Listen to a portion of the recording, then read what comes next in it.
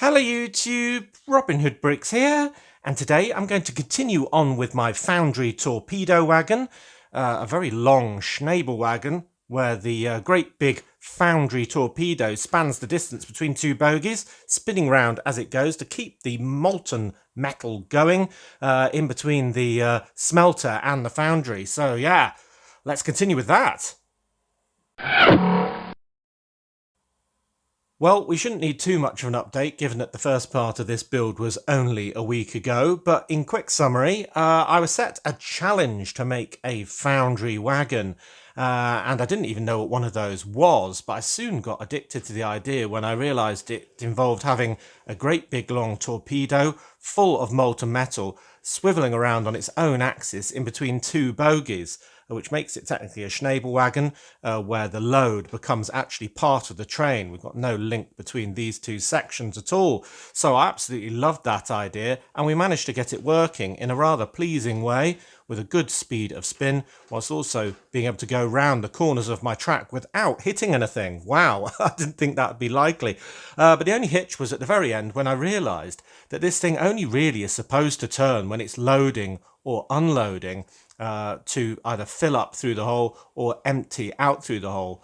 All that molten metal, of course, travelling a very short distance between the smelter and the foundry. But anyway, after that discovery, I received almost unanimous support to continue with the build anyway.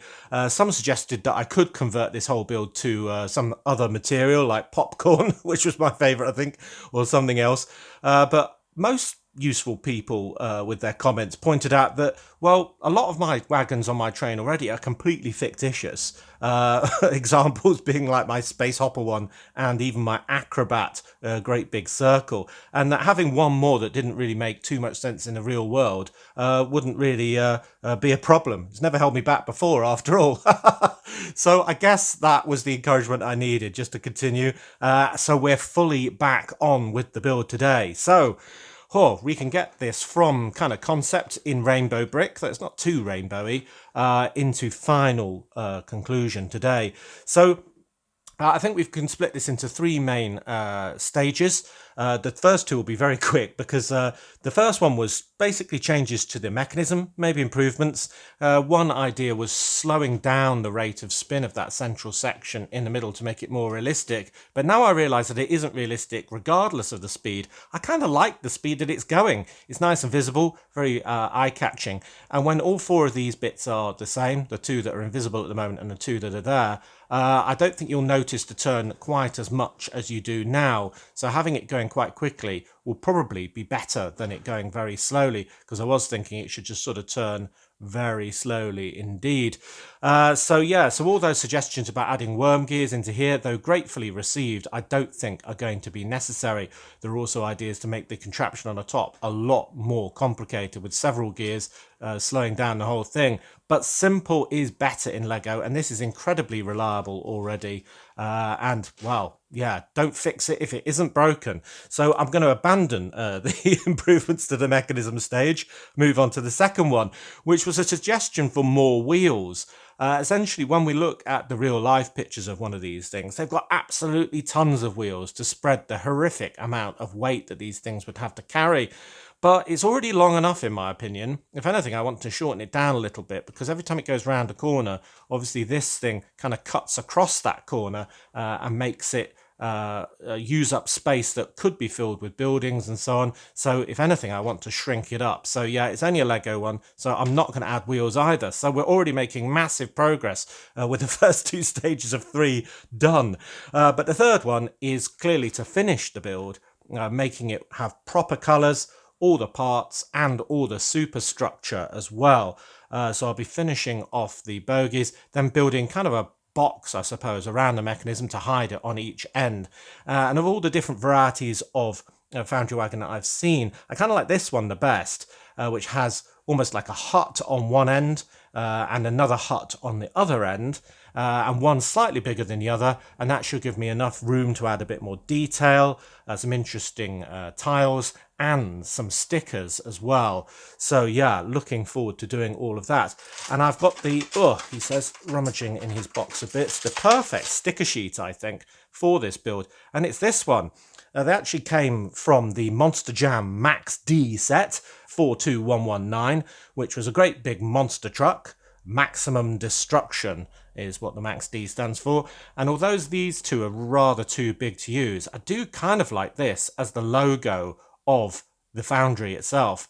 Casting metal parts, and why would its logo not be a great big sort of transformery kind of metal monster? So yeah, I like that. And then to represent all the fire in the Foundry and so on, why not have Max D written down, some sort of fiery colours there as well. So I'm hoping to use this pair and this pair, well, 2 on this end and 2 on this end. So yeah, we'll see how that works out when we go, but that's really good. And after all the encouragement I received last time, I went ahead and did a very small order. So we've almost got a mini brick haul today as well, though it is almost exclusively parts for this build. I got a few more beveled gears than I need, just because I'd run out. There's 2 big ones, so I can use these 2 that I cannibalised from other builds and put them back where they belong. There's a couple of panels there for some of those stickers. All of these parts in, well, not rainbow brick, but light bluish grey and dark blue. Yeah, and the most important bit, the 4 kind of cylinder halves, I suppose, in this dark blue colour, which were the most readily available, and quite a nice colour, I think, actually, given that they came in great numbers on the Rexcelsior set 70839, the Lego Movie 2 set from 2019. So yeah, I went for 4 of those, because getting 2 of those cost way more than getting 4 of these. So yeah, I think that would be quite nice, though a lot more subtle. It means I'll just have to pick out a different colour as we go. And then because I was there, this is completely unrelated, I managed to get a sticker set for 60292, the Town Centre set from 2021, which I might actually be able to use the City Pizza sign, which has interestingly got 3 big slices of pizza on with a round sort of dark red blob on for a pepperoni, which is exactly the same as my 3D sign. I noticed, so I thought, well, I might have to buy that, even though I don't need more stickers with offers on or really stripy tiles or anything like that, but I might be able to use the Dragon Dojo one somewhere as well. So anyway, it's only about £1, so I thought I'll have this sticker sheet as well while I'm there. Oh, right, yes, so we've done the changes to the mechanism, not. We've done the extra wheels, not. Well, we just need to get on using all these parts, don't we? So I guess we'll start at the bottom with the bogies again. Good. Well, not too many parts recycled from the original bogie, just the wheels really, the buffer and the turntable, and the gear, of course. So I can start off by adding a couple of 2x2 bricks in the middle of our 2 pairs of wheels to join them together, and I'll secure that at the top with some corner plates in white. I've used white here just so I can have a nice little white stripe from the side profile, which we should be able to see throughout, so hopefully that shows up enough. And then I'm going to bring back in the construction at the back. Bit fragile at the moment, but there we go. So there's the continuation of that white stripe through there. Then another Technic plate in the middle going the other way for strength. Very good. And then the next wedge of pieces are doing the similar sort of setup at the front. We've got 2x4, a 1x4 and 2 more inverted slopes, just so it looks absolutely great from every angle. No point skimping on effort. There we go. Then some black corner plates to go around the wheels. And hopefully by going in all these different directions, it's very strong at the end of things. There's the buffer, and then over that, these 2x2 plates.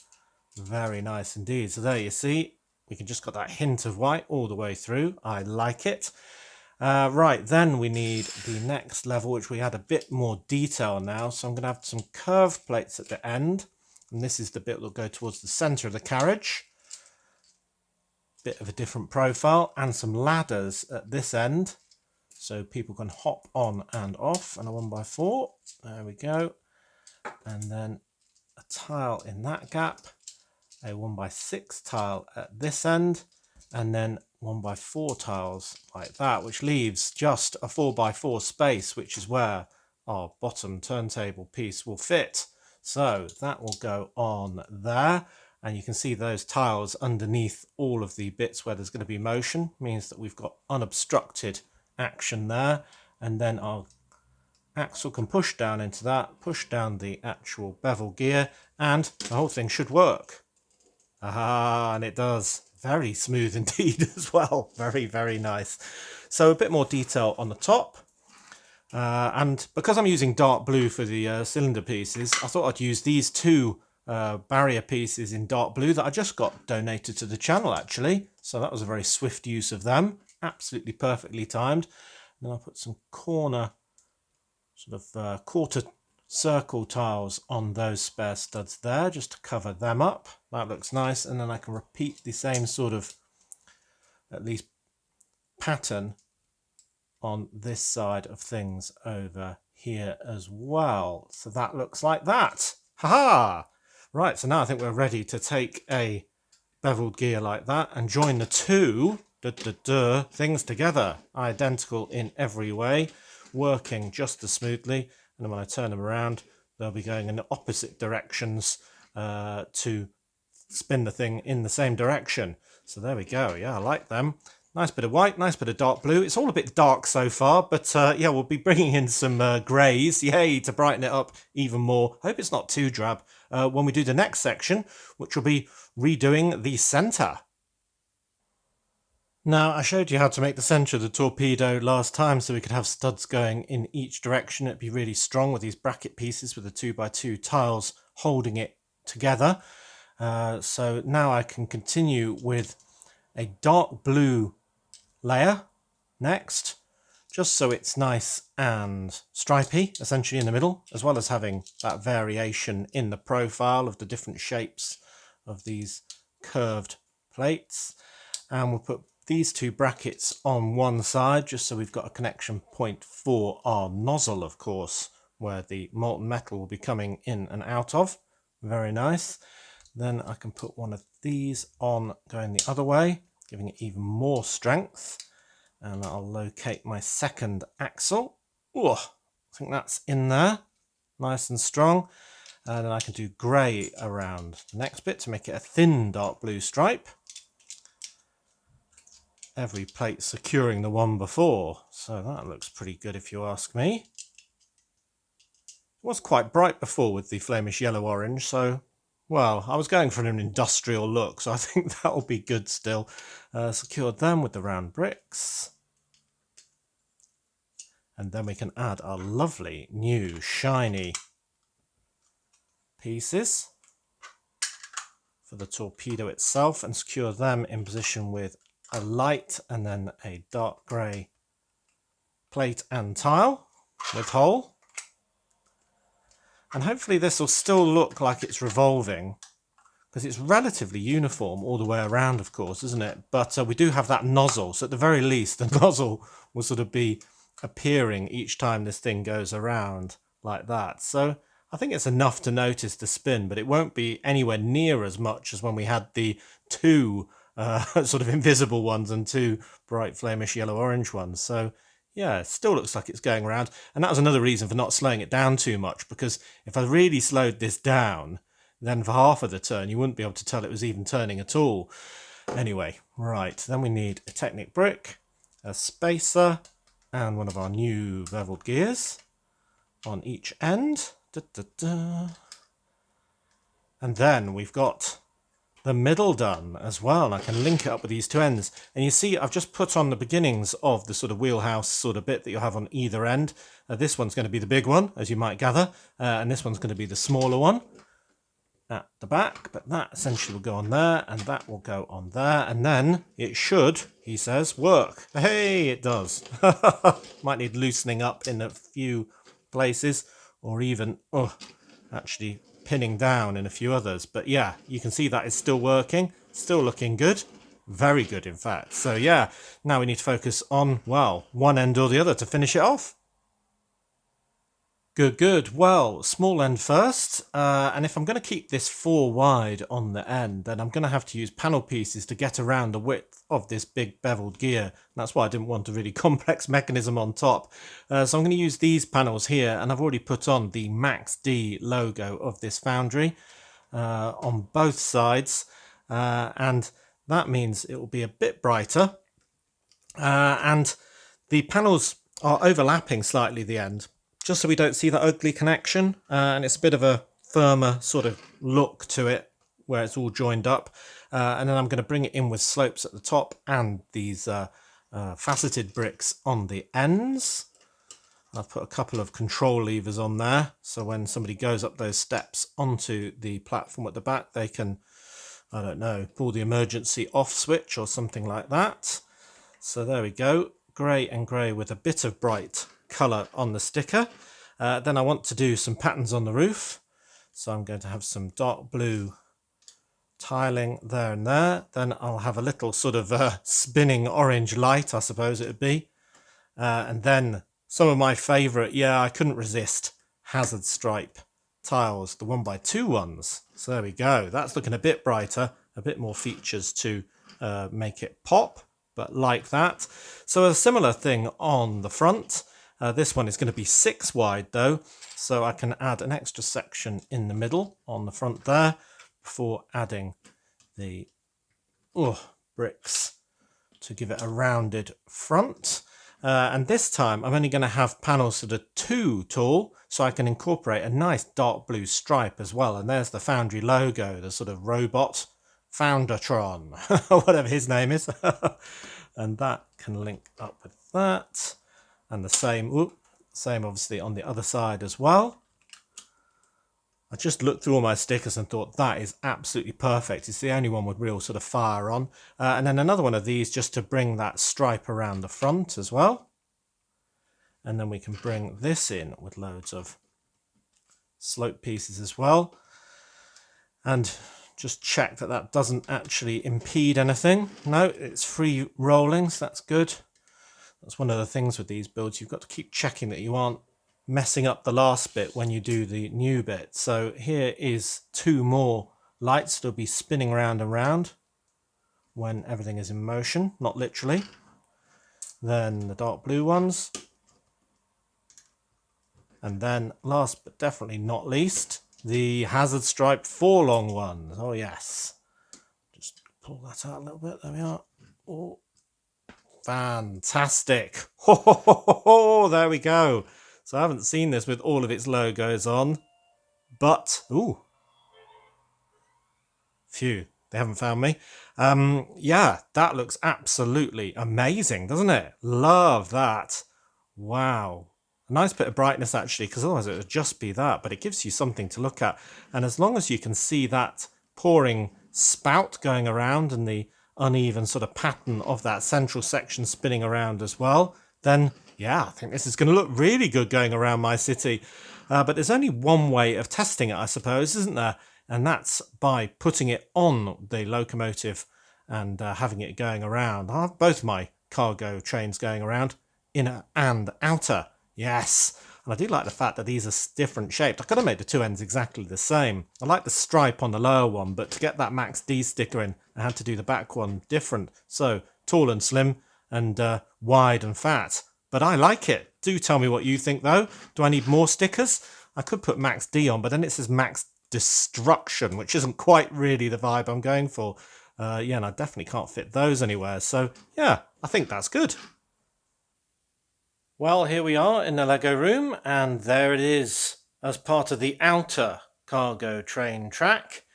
Yes, we'll have both going today in opposite directions, and I think it looks really classy actually in that dark blue with the yellow contrast, and an even better contrast with the red boulder wagon in front of it and the green real one behind.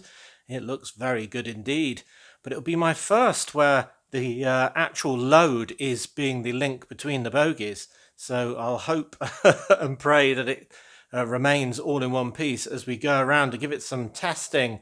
So, right, I've got my remote and I shall set it going. Oh, a bit more. There we go. And there it spins. Very, very nice indeed. So we'll do a relatively slow first circuit just to make sure it doesn't hit anything, because there's so many obstacles. The track actually goes underneath that part of the car park. There it goes. It's spinning very quickly indeed. I forgot quite how quickly it went. Maybe maybe I should have geared it down a little bit more. Or maybe it's a centrifuge for something other than molten metal. Very fun though, whatever it is. I like it. Right, looks like we've made a complete lap without any collisions. So I'll speed up just a little bit, if the signal's making it through. Ho ho! The thudding of the space hoppers. We've also got the spinning of the flames on the atomic wagon. Or is it toxic waste? There we go, there's the hoppers, there's the spins, and here is our spinning spiral. Wow, that is really going. Oh, and then we've got the acrobats after that as well. Oh yes, loads of different motion. Oh, and then the pump wagon. Everyone's favourite, right in the end. Brilliant. Right, well I'm going to leave that going and trust that it won't crash, and start at the same time the second train, which has got the cement wagon on the back as its motion. I think that's the only one that moves on that one. Let's see. Yeah, that's it. We'll have to do some more then, won't we? Yeah, it's very fast. Maybe it does need gearing down. Let me know what you think of that. That one might need reconnecting a bit. It seems to be not spinning as much as it should. Let's get the monorail going as well. Oh, very good. I always love this view. Well, I think our new one is a success. I absolutely love the colour scheme. It is understated to a degree, but you can see that spinning very, very clearly. So I like that. And I like the fact that we've got more hazard stripes and all the rest of it. Yes. One day I do plan to reattach these two cargo trains together, just so we've got the longest train in the world ever. Whoa! Whoa! Oh, I caught that! That could have been a disaster! Basically, we've had the front of the train decouple, and this is why I break the trains up, because there's just so much pressure.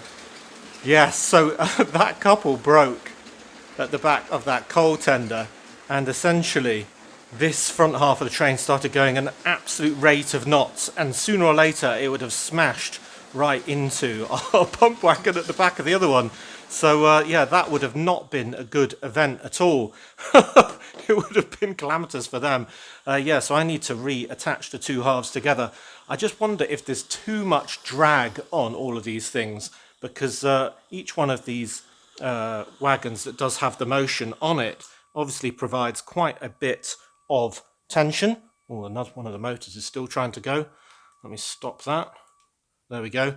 Yeah, so, well, maybe I should spread them out, one on one train and one on the other. Yeah, let's see. I'll try a second test run with everything rearranged.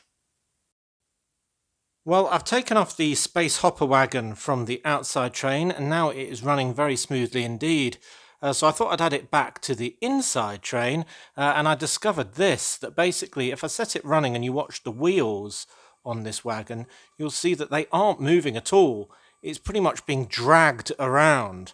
I guess that's because it's got a bit seized up somewhere, but essentially with it being a dead weight on rubber bands, no wonder it's causing a lot of friction and for things to separate. So yeah, I'm going to have a play around with that and see if I can remedy the situation. Otherwise we'll just do another demo, but without the space hoppers. So we've gained one and maybe lost one. Oh well. Well, I got rid of the motion from the space hopper wagon just because it was getting, well, it was being a bit of a drag, quite literally. And, well, disabling it seemed the quickest way of sorting the problem. And now everything is going very smoothly indeed, including our brand new Torpedo wagon spinning away, and even the cement wagon's going now. So, yeah. Those space hoppers cause a lot of friction because they have a pin in them. Well, 2 pins that go up and down, kind of like pistons. And I think that the effort to kind of push one of those round with a very short lift arm is quite significant. And when 2 of them hit, and then maybe it coincides with a corner or something like that, it just doesn't want to work. So yeah, I'll do without that noisy motion for a while and just focus on all of this spinning of the brand new one instead, which looks very classy. I know I keep saying that, but I'm very impressed with it. And those stickers are perfect. And yeah, it also looks very industrial and important. Kind of a bit techy as well, really. I suppose if it was really a Foundry wagon, it'd be very dirty and having a hard life. But this one is shiny and new because of those brand new pieces. So anyway, I really like it. But do let me know if you think that you can suggest an improvement or two to make it even better. And then we'll add that, or maybe another challenge for something else on the train. I do quite enjoy doing these mechanical builds. They get my creative juices going, as well as my sort of challenge building style going as well. So yeah, I'm very happy with the result of this one, and I look forward to many more. Very cool.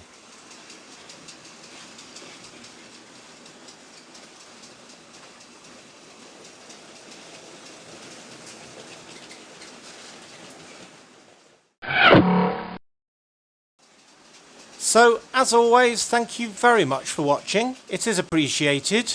Do remember to like, comment and subscribe for more awesome LEGO videos. And if you value this channel, there are many ways in which you can support it. Do check out the links in the description below.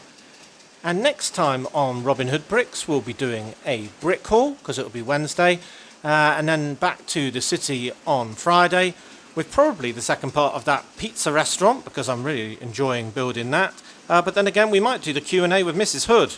So whatever we get up to, I'm sure we'll have great fun. So until then, see you!